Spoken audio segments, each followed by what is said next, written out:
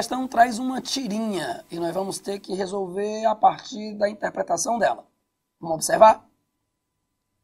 Você tem aí a Mafalda, e aí no primeiro quadro ela está lendo aí um livro.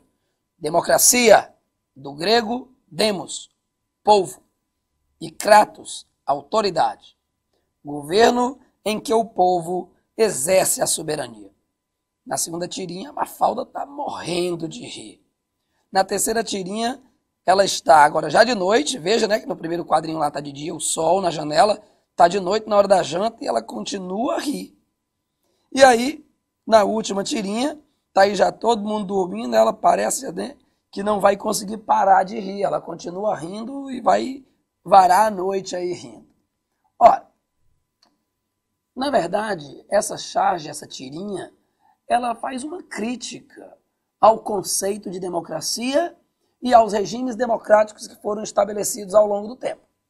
Porque democracia, do ponto de vista teórico, seria um governo no qual a autoridade é dos representantes do povo. Aliás, a autoridade é do povo. Mas isso que você vai acabar percebendo acabou não existindo em nenhum momento. O primeiro momento em que nós tivemos democracia, que foi na Grécia Antiga, essa democracia ela era totalmente restrita. Por quê? Só eram considerados cidadãos os homens, adultos, nascidos em Atenas, filhos de atenienses. Então, aqueles que eram estrangeiros, as mulheres, os menores, os escravos, todos estavam colocados de lado e não participavam das decisões da cidade-estado.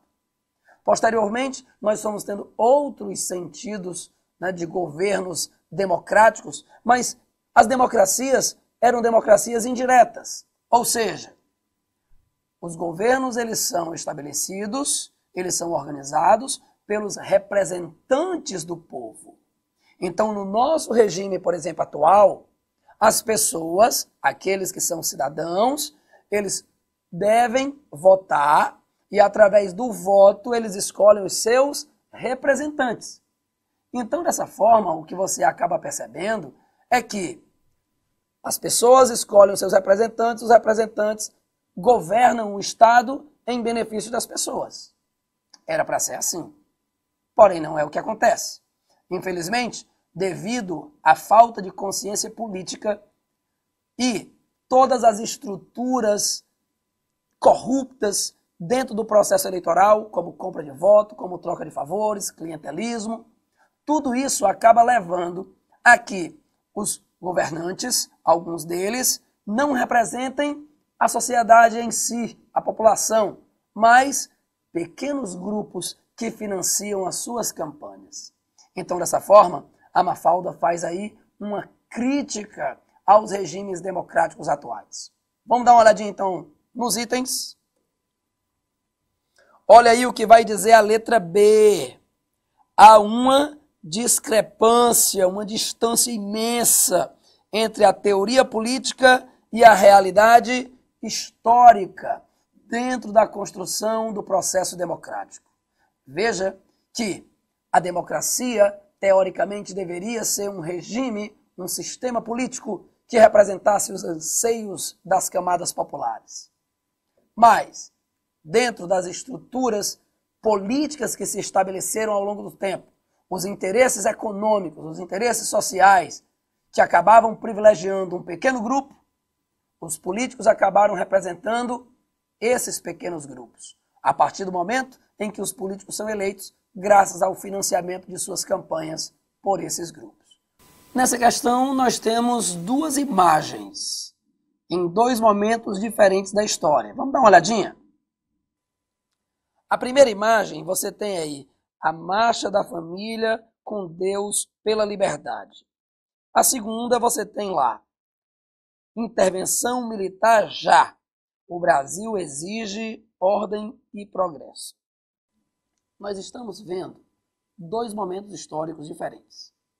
Na primeira, nós temos o movimento das classes conservadoras, da elite da classe média, contra o governo nacionalista de João Goulart. E por que o governo nacionalista era uma ameaça? Simples. Porque o Brasil, desde Dutra, e depois, principalmente no governo de Juscelino Kubitschek, o Brasil foi entregue ao capital estrangeiro. As multinacionais passaram a dominar o nosso cenário político-econômico. E quando o João Goulart assume a presidência, ele, como herdeiro político de Getúlio Vargas, ele tinha uma visão nacionalista. Assim, os norte-americanos, preocupados com o andamento desse governo, através de uma estrutura denominada de Operação Brother Sun, eles pretendiam então desarticular o governo do João Goulart e estabelecer um golpe. Esse golpe, no caso, com a força militar, mas com o apoio civil. Você vai ter, então, o embaixador dos Estados Unidos aqui, o Lyndon Gordon, ele articulou com vários políticos e com vários empresários ligados ao capital estrangeiro para apoiar o golpe e, dessa forma, derrubar o governo de João Goulart. Mas qual era a justificativa para amedrontar o povo? O comunismo. Na verdade, a partir do momento em que João Goulart prometeu as reformas de base, e aí você tinha a reforma agrária como a grande locomotiva desse processo, João Goulart, então, ele passou a ser taxado como comunista. E aí, a classe da elite e a classe média conservadora morriam de medo do Brasil se transformar uma Cuba. Ora, assim os militares chegaram ao poder e estabeleceram um governo ditatorial por 21 anos. Depois nós passamos esse processo, chegamos no processo democrático, foi eleito então Tancredo Neves com José Sarney, os demais presidentes foram se revezando até chegar ao governo de Dilma Rousseff. No governo de Dilma Rousseff, nós tivemos um governo que era representado pelo Partido dos Trabalhadores, que oficialmente então iria representar os interesses da classe trabalhadora. Mas também você não pode esquecer que a campanha eleitoral desse partido foi financiada por grandes empresários e por bancos. Porém, nós tínhamos uma situação de insatisfação por parte do grupo derrotado nas eleições, que exigia uma recontagem de votos, não aceitava a derrota do processo eleitoral.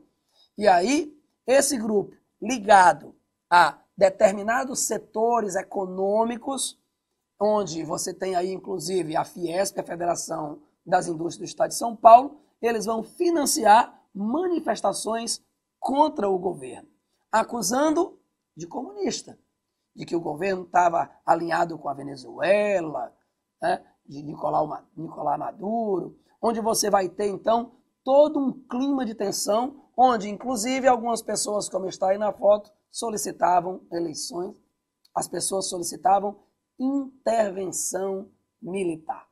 Dessa forma, vamos dar uma olhadinha nos itens. Quando você, então, observa a letra A participação de setores conservadores da sociedade contra governos acusados de comunistas. Essa é a grande jogada. As pessoas, principalmente as mais pobres, não sabem nem o que é o comunismo, mas morrem de medo dele. Assim, quando Getúlio Vargas quis estabelecer o Estado Novo, quando os militares assumiram o poder em 64, e mais recentemente, a pressão sobre o governo de Dilma Rousseff, utilizar a estratégia do combate ao comunismo é uma estratégia eficiente para ter o apoio da classe média conservadora. Essa questão vai tratar um pouco sobre a questão, a relação, né, que havia dos movimentos sociais com o movimento feminista, né, lá no início, e como ele é visto hoje, né, contemporaneamente, tá bom? A questão fala o seguinte, começa com um texto, né, da obra Historiografia Brasileira em Perspectiva, e fala o seguinte: numa obra clássica, a obra chama Segundo Sexo, publicada em 49, Simone de Beauvoir fez uma observação fundamental. As mulheres não tinham história, né? Isso aqui é muito importante. Não podendo, consequentemente, orgulhar-se de si próprias. Ela dizia ainda que uma mulher não nascia mulher, mas tornava-se mulher. O alerta dado pela filósofa francesa serviu como um dos textos fundamentais para o movimento feminista. Movimento nascido de outro em prol dos direitos civis, né? Então vamos falar um pouquinho aí sobre a questão do feminismo, né?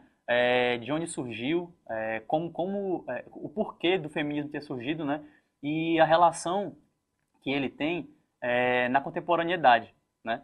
Então nós vamos falar um pouquinho aí sobre Simone de Beauvoir, né? Vamos ver como a obra da Simone foi tão importante para que a questão feminista ganhasse também mais destaque, obviamente, não só por ela, mas por diversos outros autores, outras autoras, né?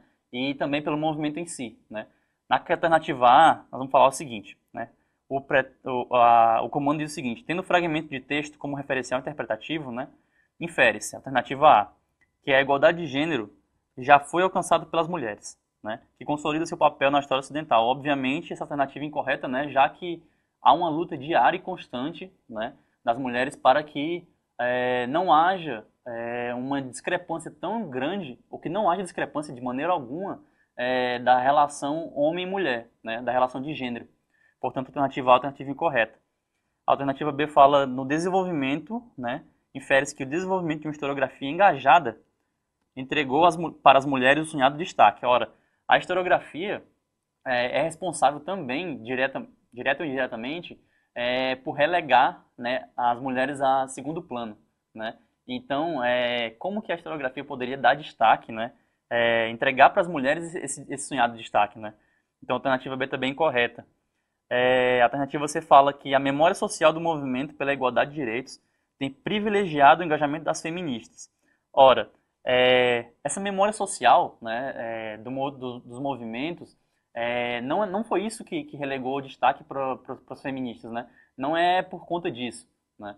Então, a alternativa C também torna-se incorreta pela questão de falar sobre essa questão da memória social do movimento pela igualdade de direitos que privilegiou o engajamento, né? Efetivamente, esse é o erro.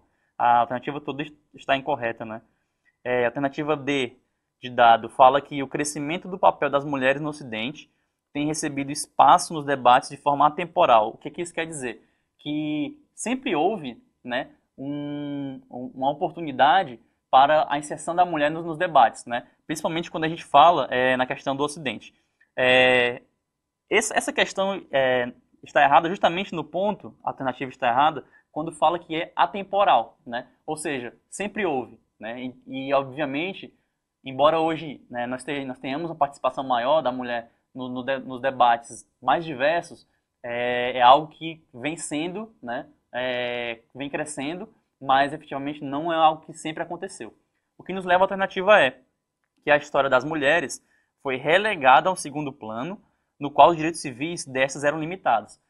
Vamos resolver aqui uma questão que fala sobre um problema bastante comum verificado à nossa agricultura, aqui no Brasil sobretudo.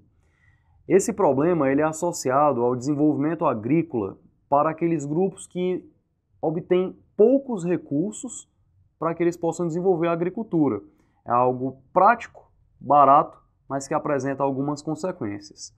Vamos ler juntos aqui o nosso texto base para que a gente possa buscar depois uma solução. Para obter-se o terreno para o plantio, o mato precisa ser derrubado, galhos e ramos cortados, e depois de secarem precisam ser queimados. É um trabalho duro. Em geral, é feito por grupos de homens acostumados com esse serviço.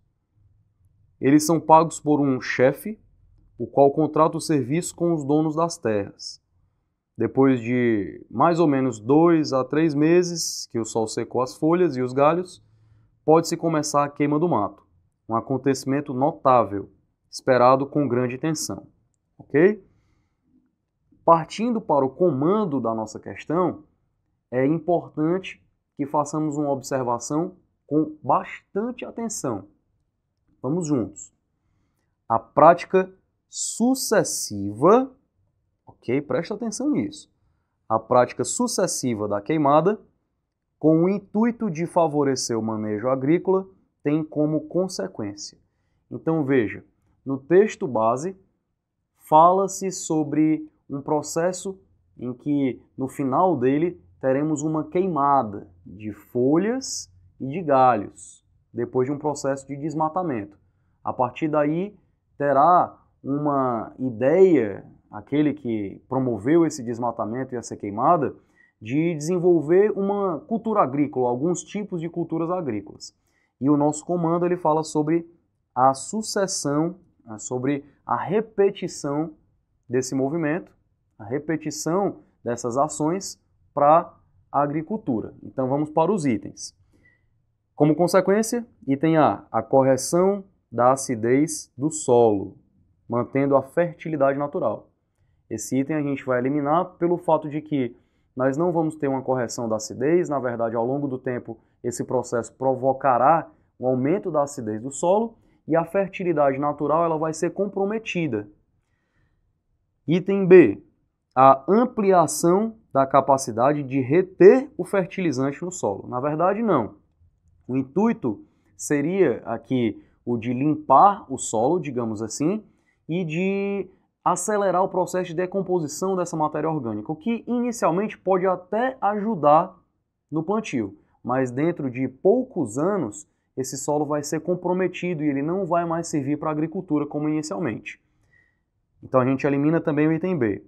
Item C, o empobrecimento do solo, eliminando as atividades microbióticas. Então nós vamos ter esse item aqui com a informação correta. Empobrecimento do solo, depois da prática sucessiva, por isso que eu quis chamar a atenção para essa palavra, nós vamos ter inicialmente até algum benefício, mas sucessivamente, obtendo-se um resultado de solo a partir da queimada, nós vamos ter o empobrecimento do solo, eliminando as atividades microbióticas. Vamos só terminar aqui a resolução para que a gente possa apontar aqui o item C como resposta do nosso item. A dificuldade no processo de lixiviação do solo. A lixiviação seria o processo em que as folhas, galhos, elas são levadas pela chuva, como se fosse uma lavagem do solo. Normalmente são levados para áreas mais baixas. Esse processo ele não é comprometido, né? Na verdade, as folhas e galhos elas foram eliminadas aqui dentro desse processo por conta da queimada, certo? O item é aumento da produtividade do solo, concentrando compostos inorgânicos. A verdade é que a produtividade está ligada a compostos orgânicos, a matéria orgânica, e que nós estamos falando de uma prática que é sucessiva. Eliminamos também o item E, ficamos então com o item C. Vamos para mais uma questão de geografia que fala sobre o processo de arenização. Vamos ao texto.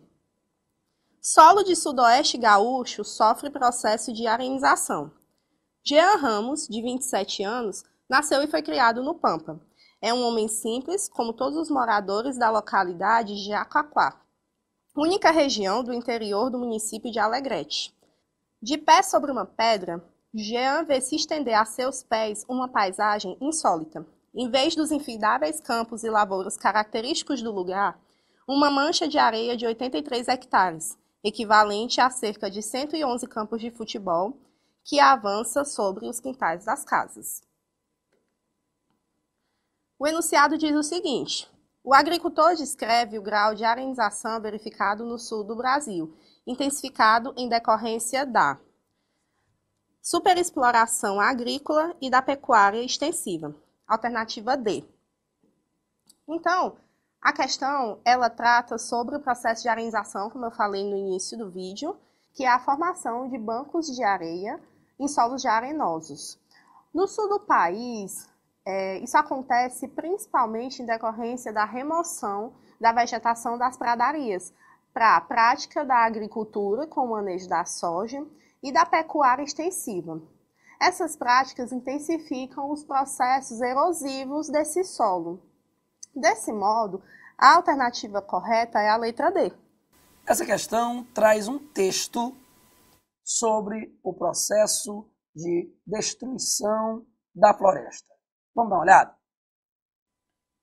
De fato, que alternativa restava aos portugueses ao se verem diante de uma mata virgem e necessitando de terra para cultivo, a não ser derrubar a mata e atear-lhe fogo? Seria, pois, injusto reprová-los por terem começado dessa maneira. Todavia, podemos culpar os seus descendentes, e com razão, por continuarem a queimar as florestas quando há agora, no início do século XIX, tanta terra limpa e pronta para o cultivo à sua disposição. Veja que esse texto do século XIX ele faz uma crítica ao processo de desmatamento e de queima das florestas. Essa foi uma prática utilizada no início da colonização por uma questão de necessidade. Os portugueses chegaram, precisavam então abrir espaço para o cultivo da cana-de-açúcar em todo o nosso litoral e dessa forma então houve o desmatamento. E como consequência disso, nós tivemos uma exploração efetiva do Brasil colonial por parte dos portugueses. Ora, mas o que você vai perceber é que com a evolução da história brasileira, mesmo nós tendo novas práticas agrícolas, novos produtos, mas mesmo assim, a prática da queimada ela continuou sendo utilizada. Interessante que hoje, no século XXI, nós ainda temos essa prática. Ainda é muito comum você encontrar no interior, principalmente no Nordeste, você ter aquele processo de desmatamento, de derrubar, né, a roça antiga e queimar para poder utilizar o solo para uma próxima produtividade. Então, dessa forma, há uma necessidade de se usar de uma forma efetiva, mas, ao mesmo tempo, tem um interesse econômico. E dessa forma, a gente observa que, infelizmente, o interesse econômico acaba prevalecendo. Vamos dar uma olhadinha nos itens?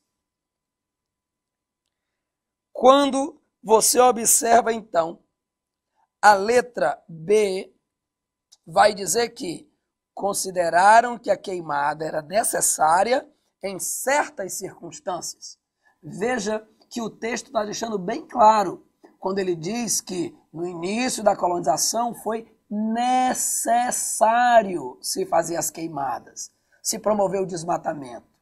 Ele está fazendo uma crítica para o século XIX, mas, se necessário, seria então permitido, seria então observado como uma prática comum, como uma prática legalizada, a derrubada das matas e a sua queimada. Dessa forma, então, a letra correta é a letra B.